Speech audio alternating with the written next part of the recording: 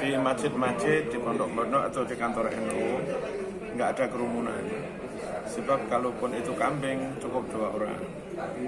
Terus sapi yang ngambruk ini sama yang dibeleh paling 5 orang. Jadi nggak sampai terjadi kerumunan.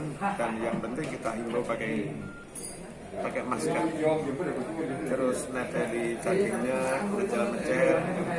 Itu karena halaman di masjid-masjid luas itu nggak sampai berkerumun.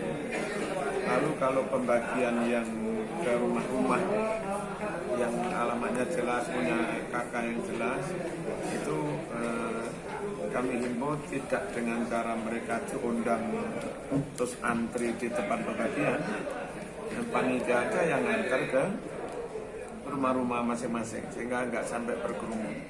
Hanya yang perlu diantisipasi mungkin mohon bantuan dari aparat itu kalau pembagian untuk nyonco mereka yang mungkin nggak punya rumah, kasarnya gelandangan itu, kita harus memberi mereka juga.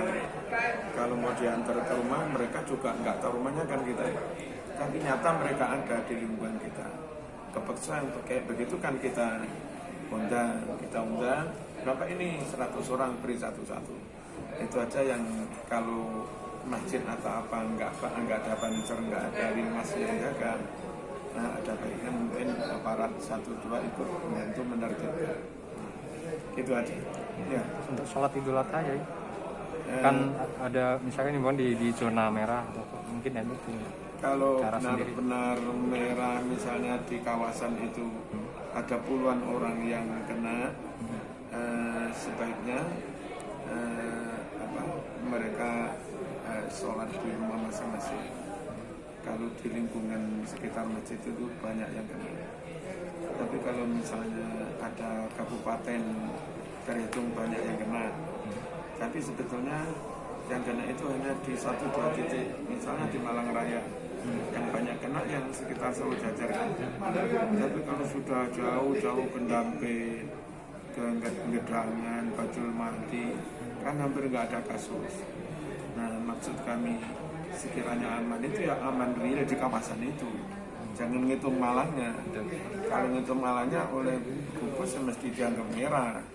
Tapi sebetulnya karena merah yang menyebabkan merah kan ya 1 titik di Sewu Jajar itu. Nah, yang kira-kira radius puluhan kilo dari situ aman, bagi kami nggak ada alasan untuk meniadakan sholat Idul Adha. Tapi tetap pakai protokol, pakai ini. Kemudian sekiranya ada alat termogan juga ditermogan, pakai cuci tangan juga otomatis cucinya dia mereka sudah wudhu ya. Dan kami mohon dengan sangat khutbahnya nggak usah panjang-panjang, kisar maksimal 10 menit saja. Sholatnya nggak harus pakai surat yang panjang. Qul ya ayyuhal kafirun sama qul huwallahu apa. Sehingga kira-kira sholat plus khutbahnya kira-kira 1/4 jam. Semakin nggak berlama-lama di masjid, apalagi sudah pakai masker, mereka sehat semua, di tempat yang jauh dari titik itu penyebaran Nabi, saya kira masih dalam batas aman. Mohon semua memberi bimbingan, bukan melarang. Jadi sembrono itu salah. Tapi kalau nyatanya real bisa aman, dilarang itu juga salah. Gitu. Untuk tahapan pilkada ya, permohonan Kapolda Polda Jatim terkait agar membantu apa itu? suksesnya kelancaran ini dari NU sendiri, misalkan nanti seperti apa? Enggak, kalau NU nggak ikut campur. Oh gitu. Gitu. Hanya NU punya keinginan banget bahwa upayakan yang jadi itu yang memang mumpuni.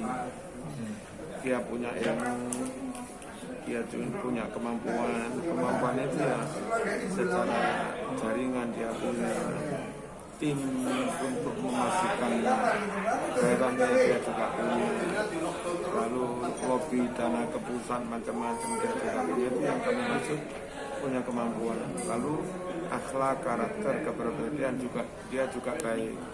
selama ini dikenal misalnya tawadu, jujur, amanah, ya kan? Lalu orang yang benar-benar dia dan timnya mengetahui problem di daerah itu. Terus tentu enggak kontroversial dari sisi pemikiran, dari sisi ideologi dan seterusnya.